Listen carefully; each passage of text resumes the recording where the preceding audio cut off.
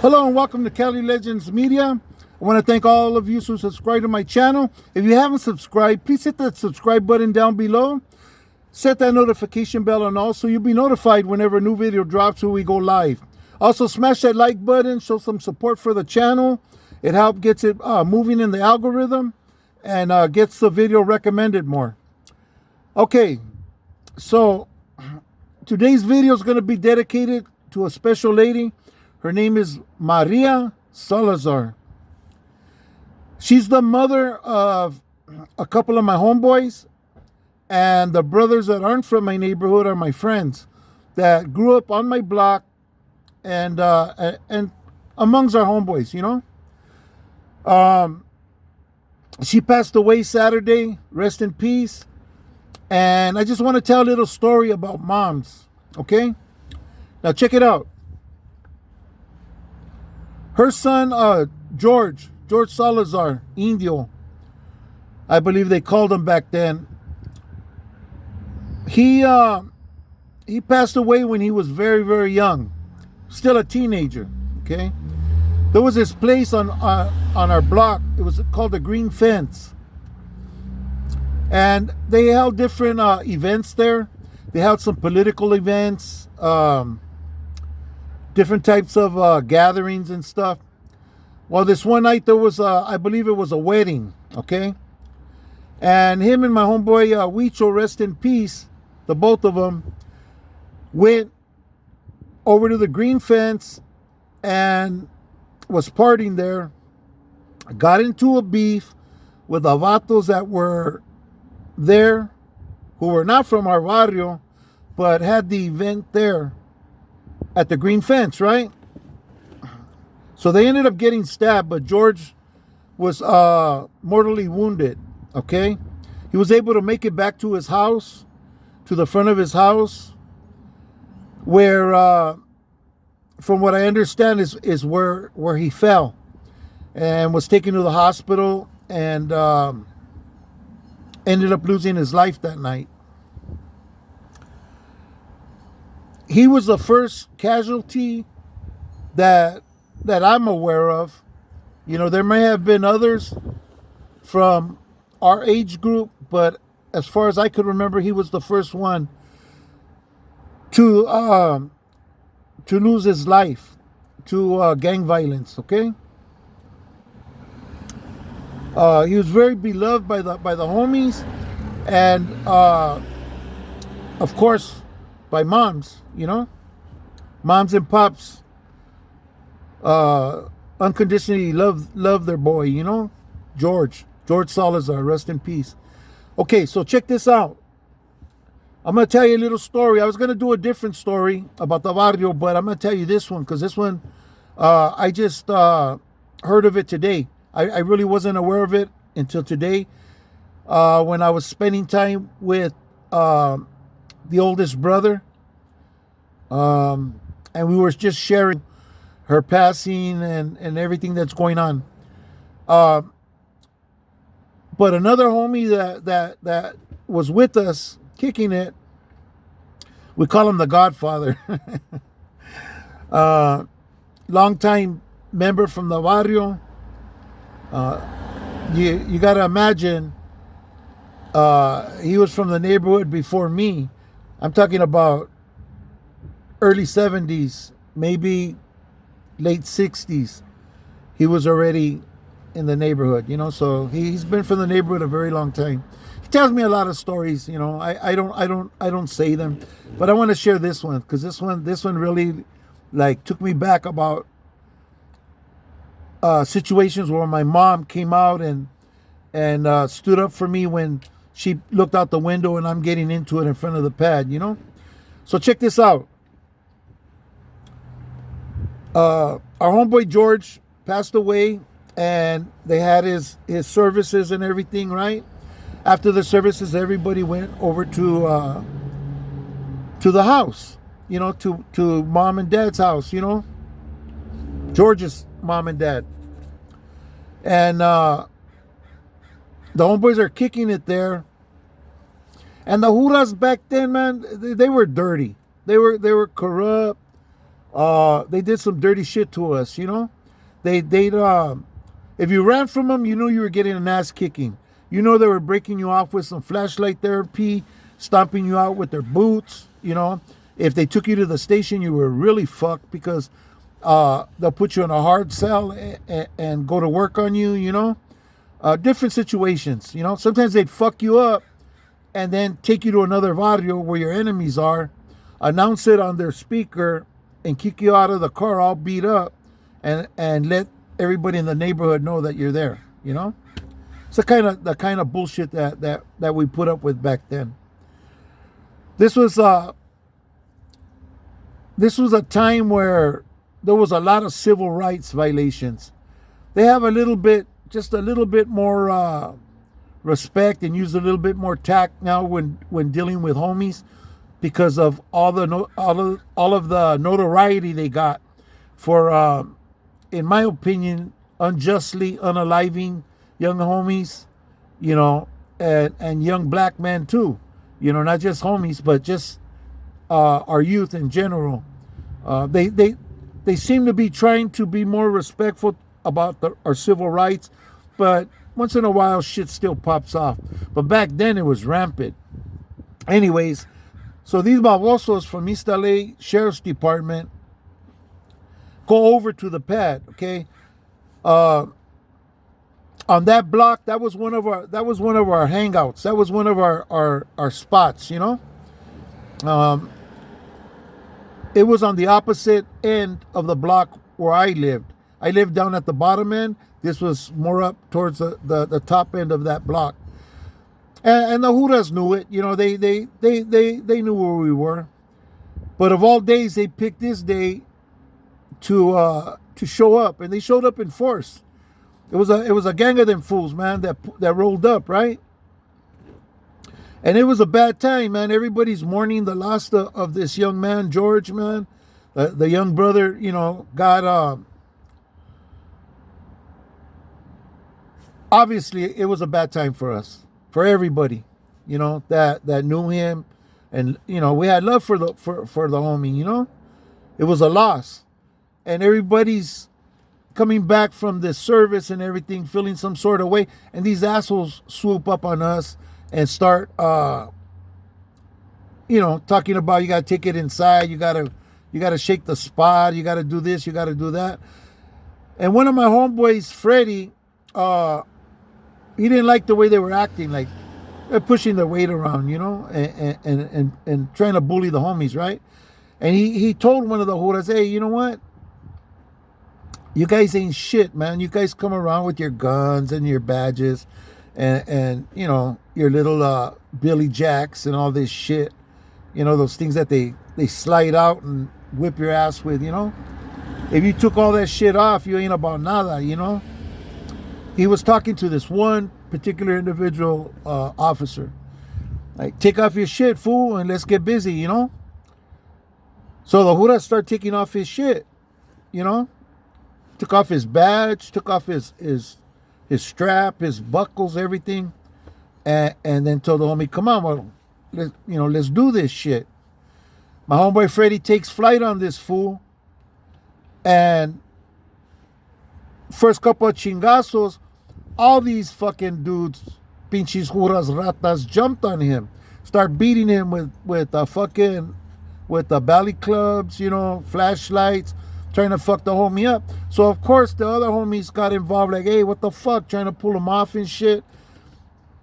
They, during all this melee shit, all of the jefitas come out of the pad.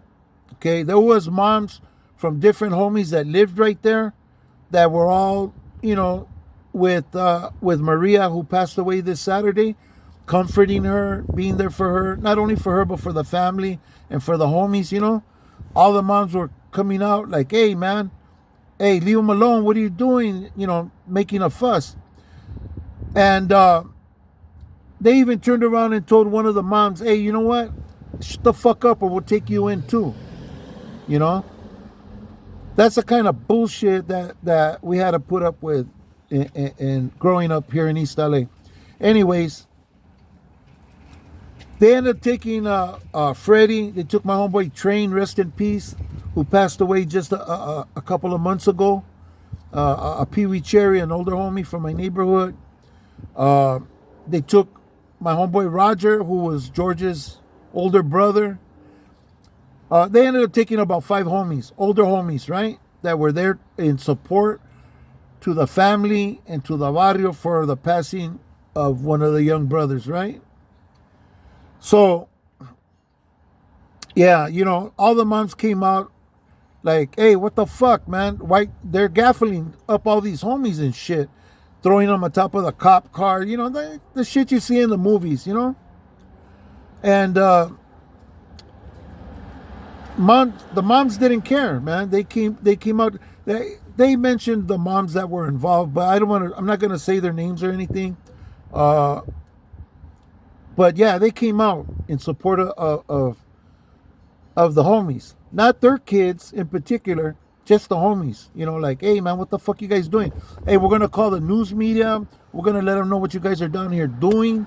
You guys are down here persecuting us and stuff. We're being peaceful. We're mourning a loss, and you guys come over here talking about you can't be out here and making up your own laws, and then you put hands on these kids. Because to us, we were their kids. We were, you know, youngsters to these moms.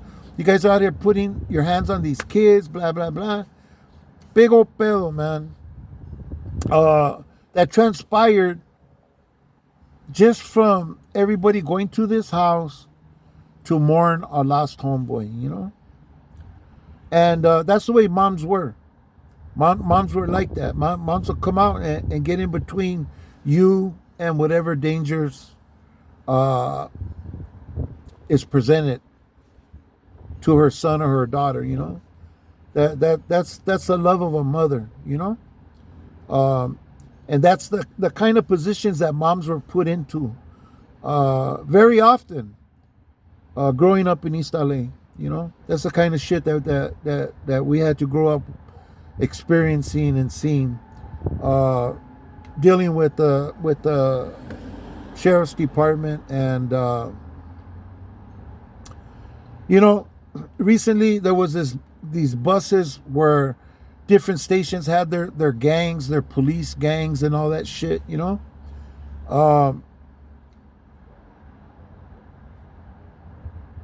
I'm sure all of you's heard about it. All of you's know about it. And man, I've been in the cop car when these fools will be talking on the radio like homies. Like, hey, where'd that fool go? All right. Hey, I'll be in the back of the cop car, arrested. Hey, well, we're gonna sweep around. Hey, if you catch that fool, hey, just hold him there for a minute. Just let us roll up for a minute. We want to put our hands on that fucking son of a bitch because of this, and that. Well, on the fucking radio, you're gonna tell me that they could talk like that on a frequency and that the sheriff's station here in East LA didn't hear it? You know, these fools were, all right, homie, I'm on my way, homie. Like talking like homeboys. No professionalism in it. It was like a gang. Like you're in the back of a car with an enemy gang member talking about fucking up some fool that's trying to get away. You know? And that's the kind of shit that we dealt with here in East LA. With not only East LA, Linwood, a gang of cities, a gang of surrounding cities, man, have all these little police gangs and all that shit. But like my homeboy Freddie told him, hey, take off your shit and let's go heads, you know? And dude does it, but as soon as they knew my homeboy Freddie was gonna take this fool's head off, you know? And as soon as the first three chingazos come on, all of them fucking rampacked this homie, right? Where my homeboys, you know, started reacting, moms come out, all of this whole melee takes place. This is at a time when we're trying to bury one of our own. You know, that's disrespect at the highest level, you know.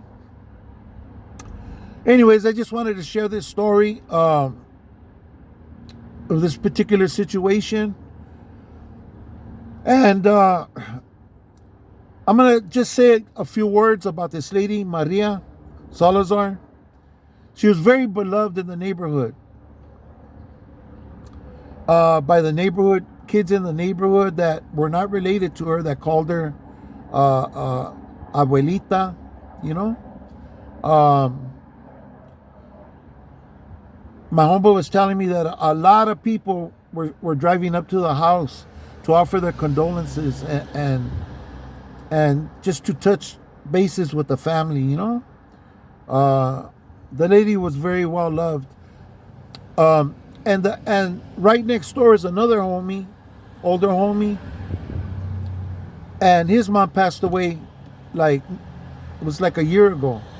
Another lady that grew up around the homies and stuff, you know. Back in the day, she'd be like, hey, Mio, go tell your homies to shoot me a beer. You know, in the summertime, it's hot. She wants to drink a beer. Mom, hey, man, hey, this is my house, you know. Go get me a beer, cabron. How they gonna tell me no? You know, I let them come over here and kick it. Hey, what? What about me? You know, shoot me a pistol. And yeah, they go out and bring mom's a nice cold beer, and bless her with the beer, you know, or whatever they were drinking, or maybe barbecuing and eating. Hey, you know, give mom a plate, you know. So anyways, these ladies live next door to each other. They were good friends. One left us sooner than the other, and they were both a loss, you know, to the community. And these are my homeboys, you know. This is their moms, you know.